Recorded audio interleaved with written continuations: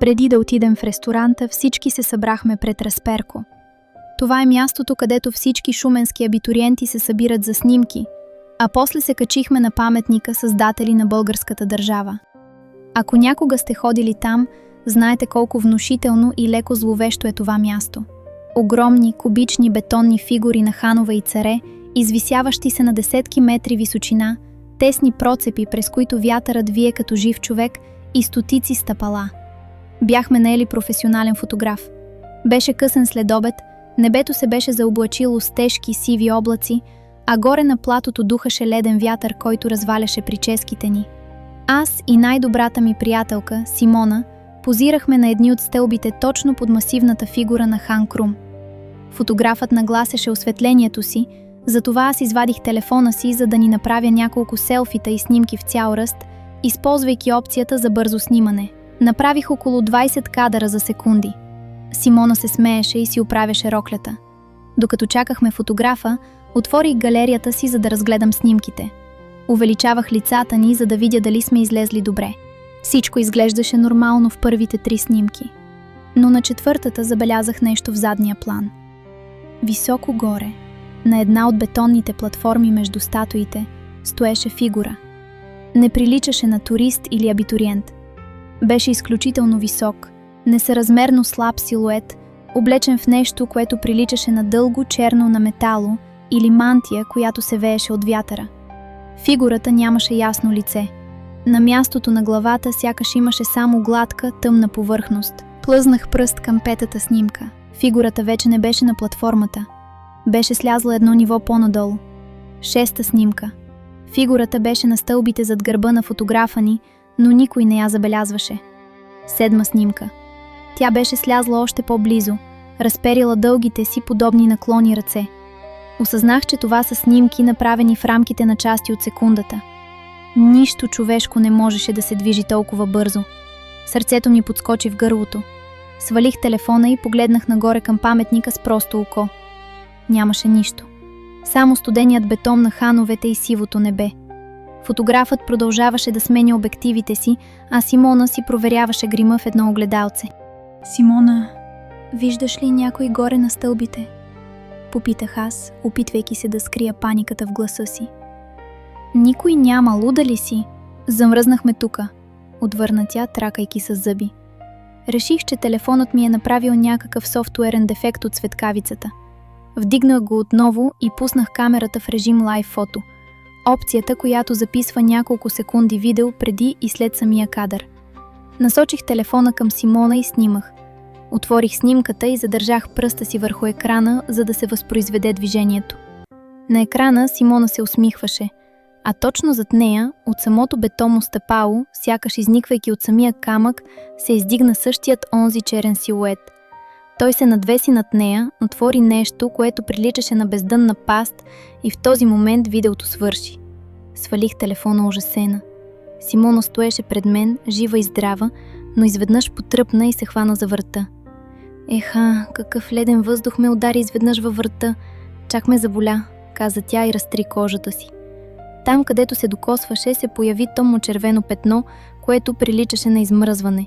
Сграбчих я за ръката, извиках на фотографа, че ни става лошо от студа и буквално я завлякох към колите. Цяла вечер на бала не й позволих да остане сама нито за секунда. Когато на следващия ден се опитах да покажа снимките на майка си, файлът в галерията ми беше изцяло черен, а в детайлите му нямаше никаква информация. Баща ми винаги е обичал нестандартните неща. За бала ми не нае лимузина или модерен спортен автомобил, а откри колекционер, който предлагаше автентична, черна руска Волга от 70-те години. Колата изглеждаше невероятно, масивна, с много хром, червени кожени седалки и миризма на стар бензин и история. Шофьорът беше възрастен мъж с каскет, който не каза нито дума, когато ме посрещна пред блока. Само кимна, отвори ми тежката врата и запали двигателя, който изръмжа дълбоко. С мен в колата се качи моят кавалер, Борис. Тръгнахме в дълга колона с колите на останалите съученици. Знаете как е. Свирене на клаксони, броене до 12 през прозорците, балони закачени за огледалата. Пътят ни към комплекса, където щяхме да празнуваме, минаваше през дълъг планински участък с много завои и гъста гора от двете страни. В началото всичко беше нормално. Борис беше пуснал прозореца си и викаше към другите коли. Но колкото по-навътре в планината навлизахме, толкова по-гъста ставаше една странна жълтеникава мъгла, която се спускаше от дърветата. Старата Волга се движеше тежко и плавно, а шофьорът гледаше неотлъчно напред, без изобщо да мига. Постепенно осъзнах, че клаксоните на другите коли вече не се чуват. Погледнах през задното стъкло. Нямаше фарове. Бяхме напълно сами на пътя. Боби, къде изчезнаха другите? Попитах го. Той не ми отговори. Погледнах го и видях, че седи изправен на седалката, загледан в точка пред себе си с празен израз на лицето. Сякаш спеше с отворени очи. Бутнах го по рамото му, той дори не трепна. Паниката започна да се надига в гърдите ми. Извинете, обърнах се към шофьора. Мисля, че изостанахме от колоната. Може ли да отбиете, за да им се обадя? Старецът не помръдна. Дори не ме погледна в огледалото за обратно виждане. Вместо това, той посегна бавно и включи старото радио на таблото. От колоните се разнесе пращене, а след това зазвуча българска естрадна песен от миналото. Но музиката беше изкривена. Свиреше нереално бавно, сякаш лентата се влачеше, а гласът на певицата звучеше като дълбоко мъжко стенещо ехо. Посегнах към дръжката на вратата, за да опитам да я отворя, но тя беше метална и заяла. Бяхме заключени. Колата започна да ускорява. Пътят навън вече не приличаше на асфалт, а на черен кален път, обграден от мъртви черни дървета. Спрете колата! Изкрещях аз и се надвесех над предната седалка. Тогава шофьорът най-накрая проговори, но устата му не се отвори. Гласът му излезе директно от радиото, прекъсвайки бавната песен. Беше глас на човек, чието гърло е пълно с пръст. Ние не стигнахме до нашия бал през 74-та година, каза радиото. Паднахме в дерето. Беше много студено в ламарините. Сега вие ще останете при нас на празника. Шофьорът бавно завъртя глава към мен. Под каскета нямаше лице. Имаше само натрошен череп, в който бяха впити парчета счупено стъкло, а кожата му беше сива и изгнила. Изпищях с цяло гърло. В пристъп на чист адреналин се пресегнах над седалката, сграбчих огромния кожен волан и го дръпнах рязко надясно с цялата си сила. Колата поднесе със страшен писък на гуми. Затворих очи, очаквайки удара в дърветата, но вместо това усетих рязко спиране. Отворих очи. Пред мен светеха стоповете на модерна кола. Чуваха се клаксони. Борис се стресна до мен и попита: "Уоу, защо спряхме толкова рязко?" Погледнах напред. Бяхме обратно на нормалния път, точно пред паркинга на комплекса. Мъглата я нямаше. Радиото беше изключено. А на предната седалка шофьорът, съвсем нормален, леко изплашен, жив възрастен мъж, ме гледаше объркано в огледалото. "Извинявай, момиче", каза той, бършейки пот от челото си. За секунда нещо ми стана лошо. Изгубих пътя и се замислих: "Добре ли сте?" Изхвъркнах от колата, без да чакам Борис да ми отвори. Роклята ми беше смачкана, гримът ми беше размазан от сълзи. И до ден днешен не знам дали шофьорът наистина е заспал за секунда на волана и мозъкът ми е халюцинирал всичко от стрес, или за няколко минути тази стара руска кола ни отведе в един друг, много стар и много мъртъв абитуриентски бал. Абитуриентският ми бал беше в един от онези огромни луксозни хотели, които приемат по 5 училища наведнъж. Подготовката започна в 6 сутринта. Прически, грим, стотици снимки с роднини и прословутото броене от 1 до 12 пред блока, докато съседите хвърляха вода за късмет. Когато най-накрая стигнахме в ресторанта на хотела, бях вече изтощена. Залата беше огромна, пълна с дим от машините за ефекти, а музиката беше толкова силна, че басовете караха вилиците по масите да вибрират. Диджеят редуваше поп-хитове с тежки кючеци, а въздухът миришеше на скъпи парфюми, лак за коса и алкохол. Към полунощ чисто новите ми, убийствено високи токчета вече ми бяха докарали мазоли. Имах нужда от 5 минути тишина, за да си поема дъх и да си оправя грима. Тоалетните на нашия етаж бяха претъпкани от момичета, които си помагаха с роклите, затова реших да сляза един етаж надолу, където се намираха конферентните зали. Качих се в асансьора и натиснах бутона за долния етаж, но по някаква причина кабината подмина нивото и спря на етаж -2. Вратите се отвориха с тихо изтръпване. Пред мен се разкри дълъг, тесен коридор, осветен от мигащи луминесцентни лампи. Беше сервизният етаж на хотела. Голи бетонни стени, колички за мръсно бельо и врати към складови помещения. Реших просто да натисна бутона за ресторанта и да се върна, но асансьорът издаде дълъг пищящ звук за грешка и вратите му останаха отворени.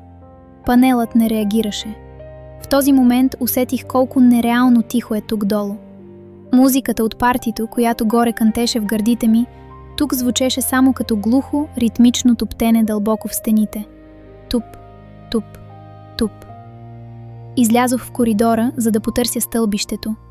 Роклята ми от тежка тафта шумолеше оглушително в тишината.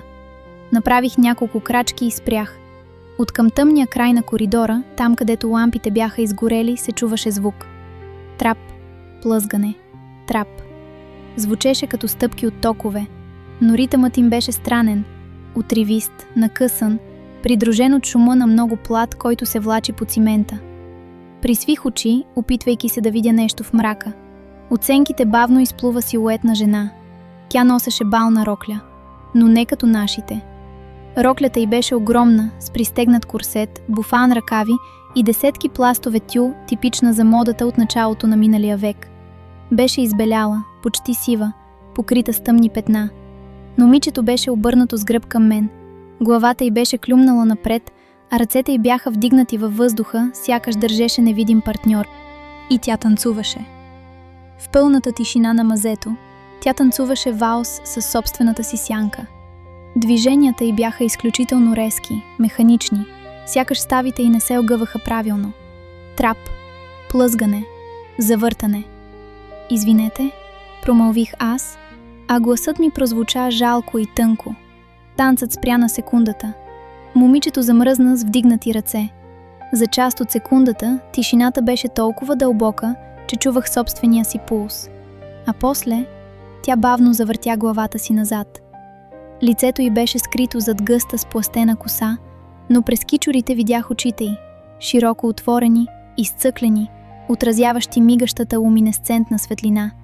Тя свали ръцете си и започна да танцува към мен. Същият този накъсан механичен валс, но този път с огромна неестествена скорост. Трап, плъзгане, трап. Тя скъсяваше дистанцията с метри за секунда, без изобщо да движи горната част на тялото си. Изкрещях, обърнах се и се хвърлих обратно в разваления асансьор. Започнах да блъскам с два юмрука по всички бутони, плачейки истерично. Момичето в старата рокля вече беше на 3 метра от мен. Усетих миризмата й. Миришеше на изгнили цветя и застояла вода. Вратите на асансьора най-накрая се задвижиха. Затвориха се с метален трясък точно в мига, в който две бледи, покрити с прах ръце се удариха в тях от външната страна. Асансьорът ме върна директно в шумния ресторант.